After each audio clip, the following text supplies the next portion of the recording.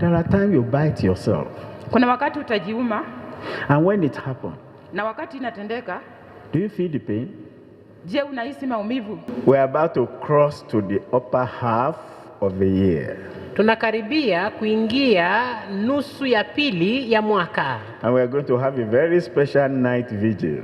Na tutakuwa na kesha ambaye ni speciali. There they don't fast at all.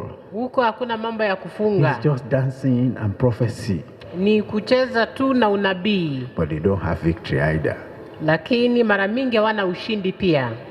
From victory unto kutoka ushindi hadi ushindi. That's how to have it. Hivyo ndivyo tunaupata. We have been on faithfulness for a while. Tumekuwa tukijifundisha kuhusu uaminifu kwa muda. I think we still have 2 or 3 items to clean up, to finish off with faithfulness. Nadhani tuko na jumbe moja ama mbili ili tukamilishe kuhusu uaminifu. Then we progress to diligence. Alafu sasa tuingie katika ile kutia bidii. Then after diligence we look at family. Na baada ya kuangalia kutia bidii tunaangalia sasa jamii ama familia. And we have ended year 2021. Alafu tukue tumemaliza mwaka wa 2021. That's what remains for the year. Hiyo ndio inabakia tu kwa huu mwaka. 2 weeks into July we are done with faithfulness. Majuma mawili katika mwezi wa Julai tutakuwa tumemaliza uaminifu. The whole of August, part of September we are dealing with diligence. Agosti yote, Septemba yote tunaongea kuhusu ile kutia bidii. Then the remaining 3 months. Alafu miezi mitatu itakayobakia family. Familia. So get ready. Kwa hivyo mjiandae. We are learning. Tunajifundisha. And those things have to help you in personal life, making progress. Na hivi vitu lazima vikusaidie maishani mwako binafsi ili uweze kuendelea. Some of these things are things you implement at home, things you implement in school, things you put into practice in your own personal profession in life. Baadhi ya hizi vitu unaweka katika vitendo nyumbani, unaweka vitendo katika maisha yako ya kazi na maishani mwako kwa ujumla. If you go to school and all that teachers do with you is dancing and singing, you will learn and know nothing. Ukienda shuleni na kile ambacho walimu wako wanafanya tu ni kucheza na kuimba na wewe, hautajifundisha kitu chochote. If I bring all the musicians, all we are doing is dancing, you will amount to nothing spiritually. Nikileta wanamuziki wote na tukue tu ni kucheza na kuimba, hautaweza kupata chochote kiroho. So we are going to learn. Kwa hivyo sisi tutajifundisha. Will that be all right? Hiyo ni sawa? You know, there's one thing about this church. It's a teaching church. Najua kuna kitu kimoja kuhusu hili kanisa, ni kanisa la mafundisho. Whether it's general superintendent, whether it's national overseer, whether, call him anything or anything, what you will notice is teaching, teaching, teaching. Haijalishi ni askofu mkuu, haijalishi ni msimamizi wa kitaifa, haijalishi ni kiongozi wa kina mama, kila ambacho utagundua ni kwamba ni mafundisho, mafundisho, mafundisho. Remove teaching from education. What is left? Ukitoa kufundishwa kwa mambo ya elimu, nini kinabakia? Tell me. Niambieni. Ignorance.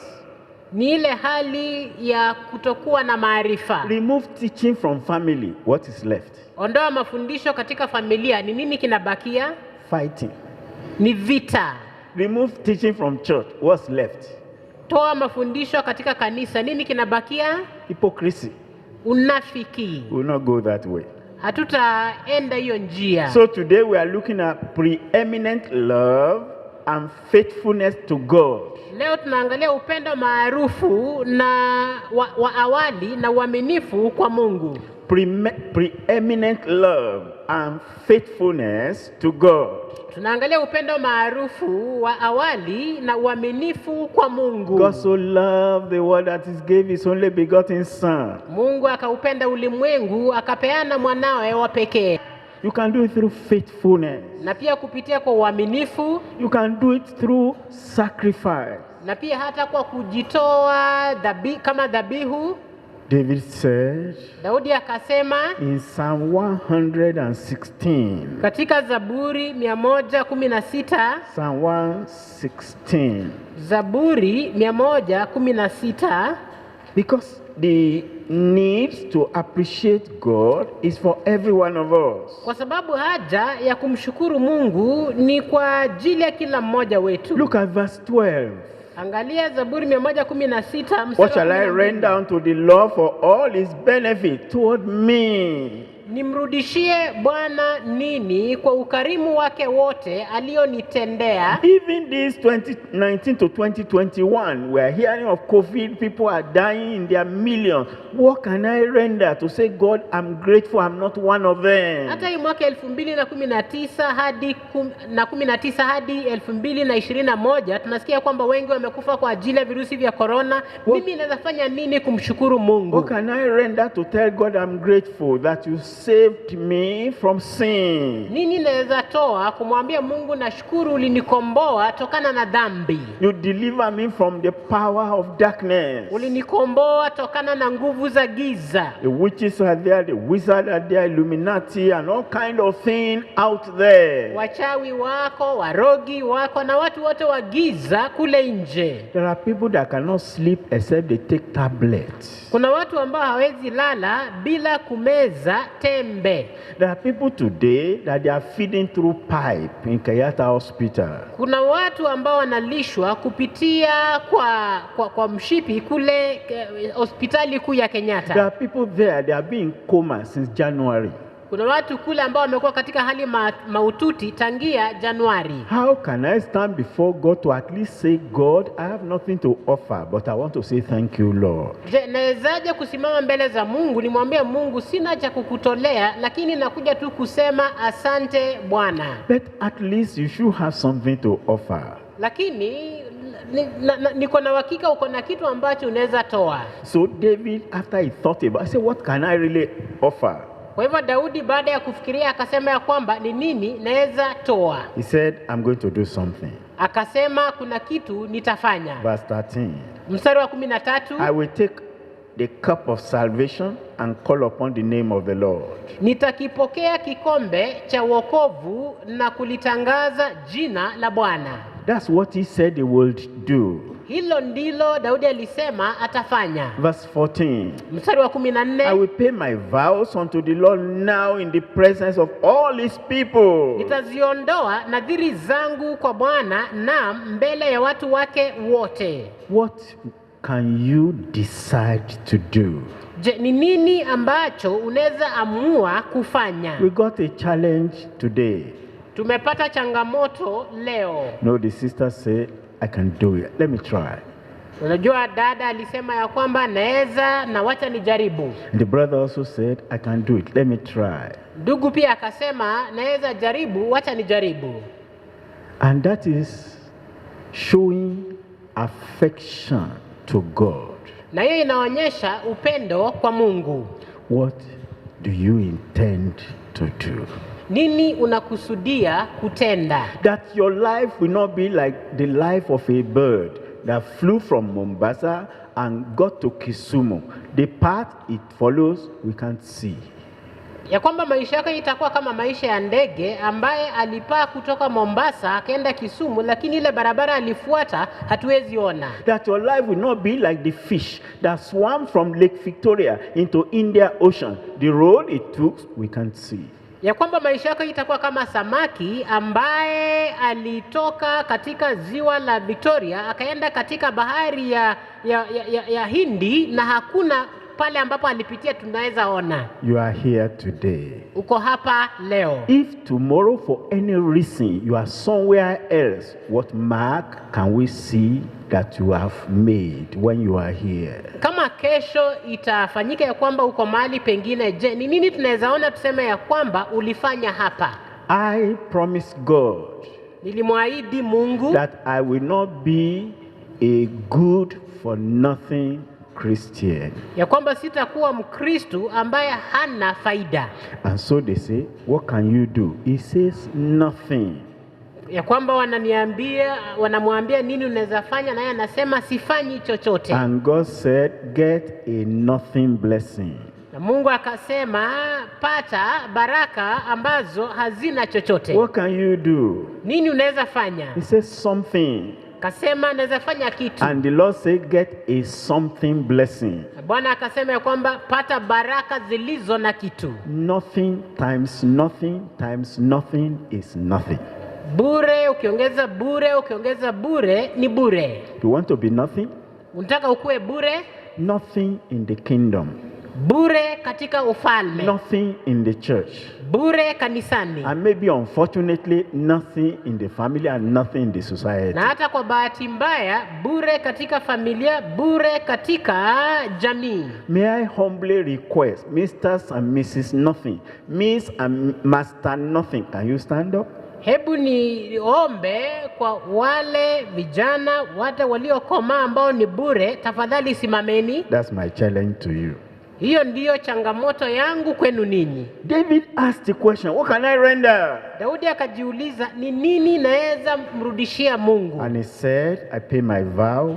Na akasema nitalipa nadhiri zangu. Then he said, I remember my finger can play something. Na akakumbuka pia, nakumbuka vidole zangu zinaweza cheza chombo fulani. I will pick the harp and I will play to the glory of God. Nitatua kile chombo na nitakicheza kwa utukufu wa Mungu. That's what the brother said. I remember I can play something. Hilo ndilo ndugu alijiambia, nakumbuka kuna kitu naweza cheza. And the sister said, I remember I can say something. Na pia dada akasema, nakumbuka naweza imba ama kusema kitu. What can you do?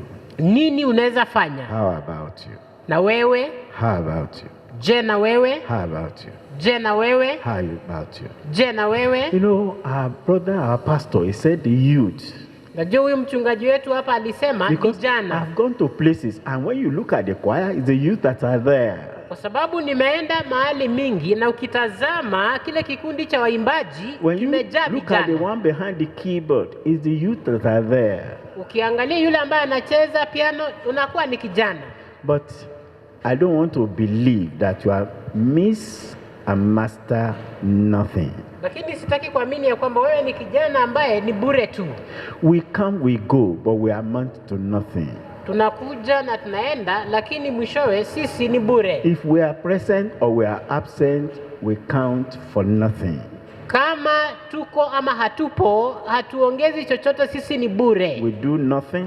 Hatufanyi chochote. We say nothing. Hatusemi chochote. We offer nothing. Hatutoi chochote. And nothing times nothing multiplied by nothing is nothing. Na bure ukiongeza bure, uongeze maradufu bure, yote ni bure. I've decided. Mimi nimefanya uamuzi. Not to be. Nisiwe A good for nothing Christian. Mkristo asiye na faida. That's something to think about. Hiyo ni kitu ambacho pia wewe jaribu kufikiria. He did something for me. Mungu alinifanyia kitu. And I want to tell him I'm grateful with something. Na nataka nimwambie nashukuru kwa yale ulinitendea. God has done something in my life. Mungu amefanya kitu maishani mwangu. I want to in return appreciate with something. Nataka kwa kumrudishia nimtolee ama nimshukuru kwa kitu. God has promised me something. Mungu pia ameniahidi kitu. I want to approach his throne wanting to claim that promise with something. Nataka niende mbele ya kiti chake cha enzi nikiwa na kitu. That's the focus of our message. Hilo ndilo ujumbe wetu naangazia leo. Faithfulness. Uaminifu. Evidence of love. Ushahidi wa upendo. Faith. Imani. Element of true love. Imani ishara ya kipengele cha upendo wa kweli. Fervency. Bidii. Expression of true love. Ishara ya upendo wa kweli. 3 points we are considering. Number 1, evidence. Tunaangalia ujumbe katika sehemu 3. Sehemu ya kwanza ushahidi. Number 2, the element, the substance. Cha pili tunaangalia ile imani. And then number 3, the expression.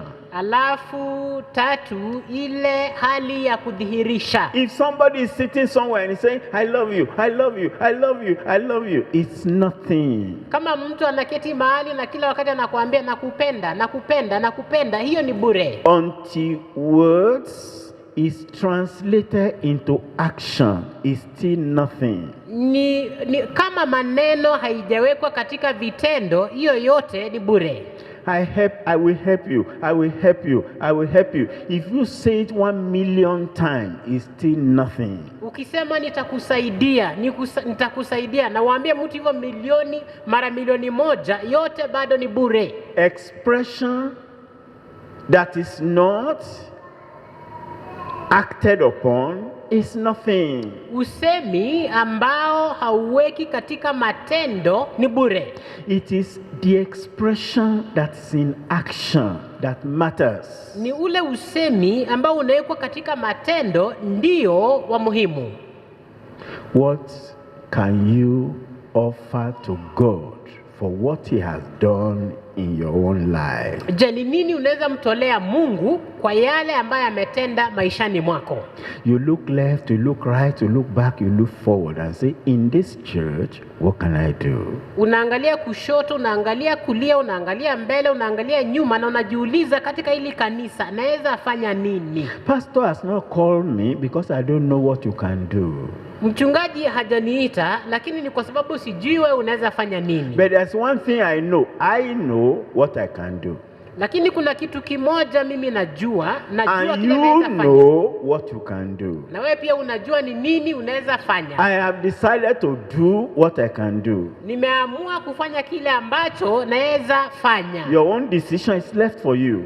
Uamuzi wako wewe ni wako wewe binafsi. That's why we start with faithfulness. Not only saying it, but meaning it in your life, in your heart. Hapo ndio tunaanzia uaminifu, sio kusema tu lakini kumaanisha moyoni mwako. Moses demonstrated it to the point God said, I know that man.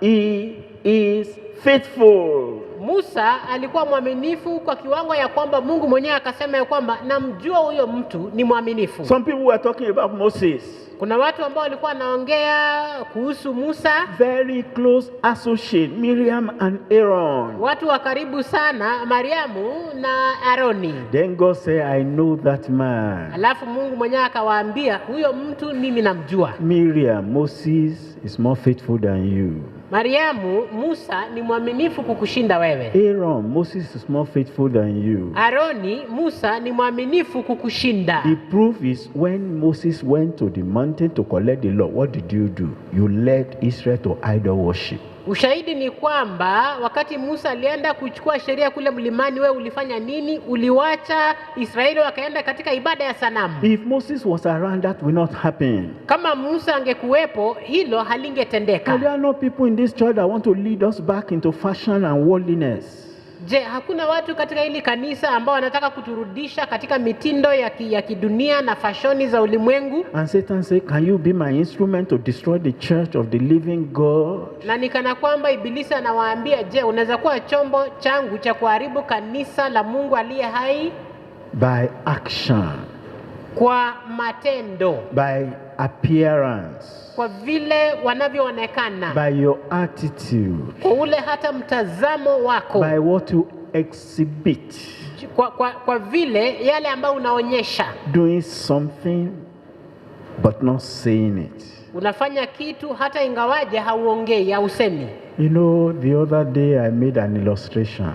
Najua ile siku ingine nilionyesha kwa ishara fulani. The child is playing out there. Mtoto anacheza pale nje. And you come out of your room. Alafu unatoka kwenye chumba chako. And you saw the child playing. Ukimwona mtoto anacheza. And then you do like this. Alafu na bweka vile mchungaji amebweka hivyo. And the child is frightened. Alafu mtoto anajawa na hofu. And then you quietly go back to your room. Alafu kwa polepole unarudi kwenye chumba chako. But people saw the child was screaming. Lakini huyu mtoto alikuwa bado anapiga nduru. Did you beat the child? Je, ulimpiga huyo mtoto? Did you touch the child? Je, ulimgusa huyo mtoto? You did not, but you did. La hasha, lakini kuna kitu ulifanya. Who killed the husband of Bathsheba? Je, ni nani aliua mume wa Bathsheba? Tell me. Niambieni. Who killed him? Nani alimuua? But he died in the war. David did not go to that battle. David was in the palace. Ndio alikufa kwenye vita. Daudi hakwenda kwenye vita. Yeye alikuwa kwenye makazi ya mfalme. Your action or inaction means something.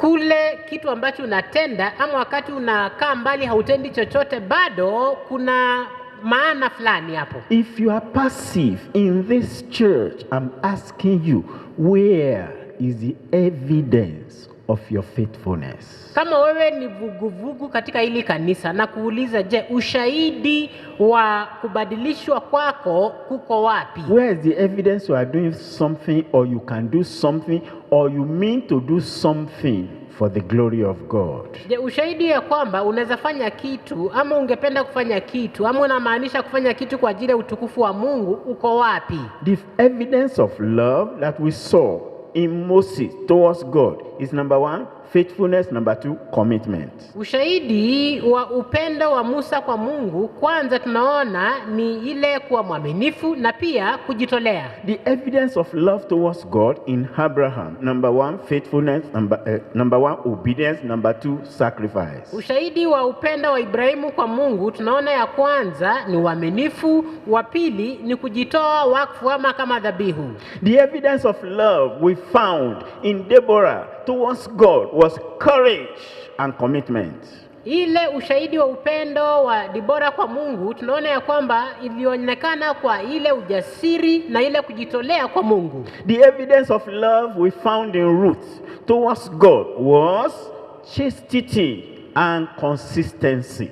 Ule ushahidi wa upendo wa Ruthu kwa Mungu, tunaona ya kwamba ilikuwa kujihifadhi katika usafi na ile kujitolea. The evidence of love for God in Esther was prayerfulness and courage. Ushahidi wa upendo wa Esther kwa Mungu ilikuwa ile hali ya kuwa mtu wa maombi na ile hali ya ujasiri pia. Pick your pen. Je, tua kalamu yako and write down na andika chini the evidence of your love for God in this church. Ushahidi wa upendo wako kwa Mungu katika hili kanisa. Can I wait for you to write it? Je, ningoje muandike? It's an assignment. Write it. This is what I am doing. Ni jukumu, andika chini. Here, ndicho ninafanya to hapa, show kuonyesha that I love God. ya kwamba nampenda Mungu. I've not seen the writing. You will write.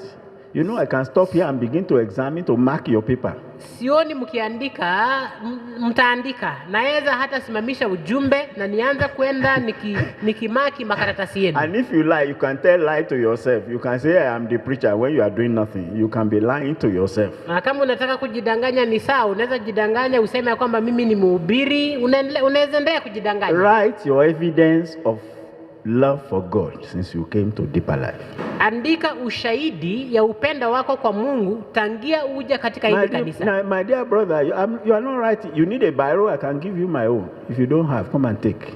I say you should write it. Ndugu yangu, sioni ukiandika. Hauna kalamu? Kama una kalamu unaweza kuja uchukue yangu. Nimesema kila mtu aandike. Those who are not writing, I'm waiting. Wale ambao hawaandiki, na ngoja. Tell yourself the truth. Jiambieni ukweli. What is the evidence of your love for God? What are you doing? What have you done? And what do you intend to do? Ushahidi wa upendo wenu kwa Mungu ni upi? Nini unafanya? Nini unakusudia kufanya? Have you finished writing? Je, mmemaliza kuandika? Write it down. Andikeni tafadhali. It is practical time. Sasa ni wakati wa vitendo. You may discover you have not something tangible to write. Pengine wengine wenu mmetambua ya kwamba hauna kitu mzito cha kuandika. That's not the best, but it's not too bad as yet. Hiyo sio mzuri, lakini sio mbaya zaidi. The question next is this. Swali linalofuata ni hili. What can you actually do? Nini unaweza fanya? What do you intend to do? Nini unakusudia kufanya? What have you decided to do? Nini umeamua ya kwamba utafanya? It's a practical session. Ni wakati wa vitendo. So you write it down. Kwa hivyo andikeni. I believe you are mature enough not to deceive yourself. Naamini ya kwamba nyinyi ni watu mmekomaa, hamtajidanganya. I believe you know what you are writing is before God. Na naamini pia mnajua ya kwamba kila ambacho mnaandika mbele za Mungu. I believe the angels are witnessing. Naamini ya kwamba malaika wanashuhudia. And the devil is also trying to peep from far away. Na pia ibilisi naye anajaribu kuangalia akiwa mbali. What is she writing? Nini anaandika? What is she promising? Nini huyo dada anaahidi? What has he written? Nini huyo ndugu ameandika? What will he do? Nini atafanya? Will they improve? Je, ataendelea? Will they do something that will bring progress to this church? Atafanya kitu ambacho kitaleta maendeleo katika hili kanisa? And what answer do you have for that question? Je, jibu lako kwa hilo swali ni lipi? Consider what Jesus did. Fikiria yale ambayo Yesu alifanya. Consider his love. Fikiria upendo wake. His sacrifice. Ile kujitolea kwake. His commitment. Na pia ile bidii yake. Let that one speak to your life. Wacha hiyo ikunene wewe. Speak to your marital life. Inene kwa maisha yako ya ndoa. Your profession or your studies. Maisha yako ya masomo ama ya kazi. When temptation comes, wakati majaribu yanakuja, like it came to Joseph, vile ilivyomjia Yusufu, how do you prove that you still love God in that situation? Utadhibitisha aje ya kwamba bado unampenda Mungu hata kwa hali kama hiyo? The evidence of your affection towards God. Ushahidi wa upendo wako kwa Mungu. That's what we're asking you to write. Hilo ndilo tunawauliza muandike. And if there's nothing tangible as at now, na kama hakuna chochote kizito ambacho unaweza andika sasa hivi, you know, it's like they say there's going to be exam today. Ni kana kwamba muambie kwamba kuna mtihani leo. And then this one say, I didn't prepare. Alafu yanasema mimi sijajiandaa. I didn't hear the announcement. Sikujua, hata sikusikia lile tangazo. We say about you. Sema na wewe je? Say I'm just hearing for you. I didn't know this what we're going to ask us. Sema nimesikia tu, hata sikujua hili ndilo watatuuliza. How about you? Na wewe je? Honestly, I'm not ready. Kwa hakika siko tayari. And the teacher says okay. Mwalimu akasema ni sawa. Let us postpone it. Wacha tuairishe. What date do you suggest? Mnasema tuwe na mtihani siku gani? What date do you suggest? Wewe unataka siku gani? What date do you suggest? Wewe unataka siku gani? And so we agree on a certain day. Alafu tunakubaliana siku fulani. To give you time to prepare. Tukupatie wakati ujiandae. So the question has come. Kwa hivyo swali linakuja. Jesus is saying, what will you do for me? Yesu anakuuliza utanifanyia nini? That be a tangible evidence that you really love me. Ushahidi ambao unaonekana ya kwamba kwa hakika unanipenda. I love you, not that talk. Nakupenda, sio tu matamshi. I want action. Nataka vitendo. So now, what is it that you are going to do? Na kwa hivyo sasa ni nini utaenda kufanya? The preparation time has come. Wakati wa maandalizi umefika. What do you intend to do? Nini unakusudia kufanya? As evidence kama ushahidi that you truly love God.